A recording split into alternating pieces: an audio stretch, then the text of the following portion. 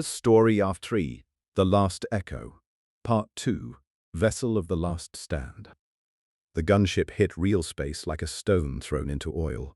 A tremor rolled through its hull as the warp peeled away in greasy sheets of unreality, revealing the cold vacuum beyond. Hakon felt the transition in his teeth, an unpleasant buzzing sensation that faded slowly, leaving only the hum of the engines and the deepening silence of the void. Translation complete, the pilot voxed. "We are. Throne preserve us." Hakon stepped forward to see. Citadel-Null hung before them. It was larger than the Auspex captures had suggested. Far larger. A floating mass of wreckage fused around the cracked shell of an ancient asteroid, the entire construct wrapped in a crown of dead ships and torn hulls like an ossified halo. It drifted in a region of stars that seemed dimmer than they should be, as if the light itself recoiled. What struck Hakon hardest wasn't the structure's size, it was the shape. Parts of it resembled the internal architecture of Galatea's oath. Cargo decks aligned with viewing galleries, hab corridors intersecting with military gantries. It looked like a ship trying to remember what it once was, but failing, assembling its features in the wrong order. "By the All-Father," Bjarki breathed. "It's grieving." Halvar made a quiet sound, not quite a sigh. "No," the rune priest said. "It is thinking." A low, thrumming vibration rolled across the gunship's bulkheads. Not impact, not external contact. Something resonant, like a choir of distant voices humming a broken hymn. Hakon felt his hand drift toward the hilt of his power sword. On the forward pick screen, the Citadel turned slowly on its axis. As it rotated, one section came into view that made Skorvold's breath catch. A protruding slab of hull plate, torn at the edges and half buried in other debris, bore cracked Gothic lettering. ATA's oath. "It can't be," Torvald muttered. Hakon stared at the letters until the rotation carried them out of sight. "It isn't," he said. "Not that ship. Not ours. But something that remembers it." Halvar nodded grimly. "Reflections," the rune priest said. 2 days here could be 2 years there, or 2 heartbeats. The warp folds memory and matter together like wet parchment. The vox crackled. "Unidentified object ahead," the pilot said, drifting under minimal inertia, marking 13 degrees starboard. "Appears to be, throne help me, a lifeboat." Hakon snapped his gaze to a side monitor. A small one-man escape pod tumbled slowly toward them from beneath the Citadel's shadow. Its running lights were dead. Its hull was dark, battered by micrometeorites. No transponder pinged from it. "Bring us closer," Hakon ordered. The pilot obeyed. The lifeboat rotated until its cracked viewport faced them. Something moved inside. Not alive. Not truly. A desiccated corpse hunched in the pilot's chair, head bowed, arms still strapped to the rig. The body's skin had dried to parchment, clinging tight to the bone. The uniform, tattered and faded, bore the remnants of Charon PDF insignia, but that wasn't what made Hakon still. The corpse lifted its head. The motion was impossible. The body's joints should not have moved, but the head rose jerkily until the empty sockets faced the gunship. On the vox, a voice whispered through the static. "Hold the line." Here stood the line. Halvar slammed his staff into the deck. "Break!"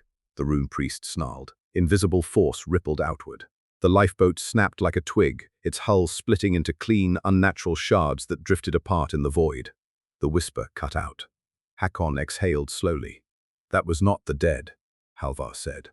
"That was the Citadel, wearing a corpse like a puppet." "Trying to talk to you," Skorvold said. "No," Halvar corrected. "Trying to talk through him." A long silence followed. Hakon turned to the pilot. "Approach vector. Slow. Lights on minimal. Bring us to the primary dock aperture." "Primary what?" Bjarki asked. "I don't see any."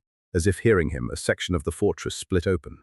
A vast hangar bay, once the interior of a grand ship, though now skewed and partly crushed, revealed itself.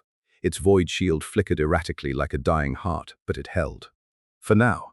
Permission to point out how cursed this looks," Bjarki said. "Granted," Hakon said. "Cursed?" Bjarki said with satisfaction. The gunship angled toward the yawning aperture. As they slipped inside, the flickering void shield shivered around them, oily and greenish-white. A pressure passed over Hakon's armor, like a wet cloth dragged across his helm. Then they were through. Lights flickered across the hangar. Not bright, not steady, just faint pulses like veins under dying skin. Cargo crates lay scattered in impossible positions, some on walls, some on the ceiling, some half-phased into the floor. Several wrecked vehicles were stretched like taffy along the deck, their frames pulled in every direction as though reality itself had tried to rewrite their shape mid-motion. "Set down," Hakon said. The gunship landed with a grinding screech as its skids found uneven metal.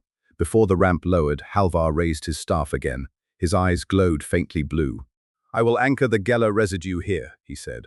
"Once we step outside the gunship, things will ripple. Keep your thoughts in check." "Define ripple," Bjarki muttered. Before Halvar could answer, the ramp dropped, and the Citadel exhaled. A wave of cold air rushed in, thick with dust, old smoke, and something that smelled faintly like candle wax and dried blood. The sound of distant metal scraping echoed through the chamber. Hakon stepped down onto the deck. The ground shifted. For an instant, just an instant, the hangar was not a warped battlefield but a civilian embarkation bay. Clean walls, warm lights, hundreds of evacuees packed into lines, carrying children, pushing carts. A woman in a PDF jacket guiding them forward. A familiar voice shouting orders. "Elira!" Hakon blinked. The vision snapped back. The hangar was dead again, cold and broken. Skorvold's hand landed on Hakon's pauldron. "You saw something?" the wolf priest said quietly. "Yes," Hakon answered. "I saw nothing," Skorvold said. "Which means the Citadel is already reaching for you." Bjarki's voice crackled over the vox.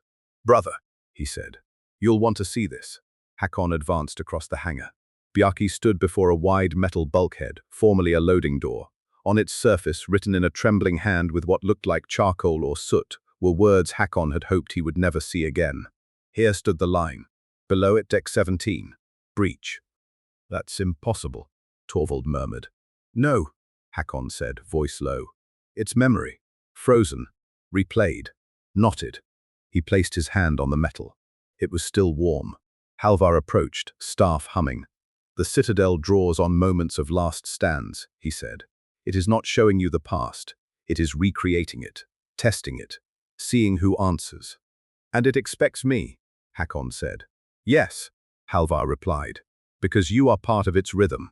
Lights flickered in the corridor beyond the bulkhead, and in the darkness shapes moved. Footsteps, boots, the shuffle of bodies taking positions. A woman's voice barked. "First rank, hold. Second rank, brace. If they break us here, they break the ship." Hakon froze. It was her voice. Skorvold stepped forward. "It's not her," he said firmly. "Whatever you hear, whatever you see, it is not her." The voice shouted again. "Greymane, hold the breach." Bjarki swallowed hard. That sounded exactly—" "I know," Hakon said. He activated his power sword. The blade flared to life, crackling in the dim air. "Form up," he said. "We push deeper. We find the heart of this echo. We break it, before it breaks anything else." The words on the bulkhead seemed to pulse. Here stood the line, as if the Citadel were waiting for him to finish it. Hakon stepped into the corridor. The bulkhead slammed shut behind them, and the Citadel began to remember.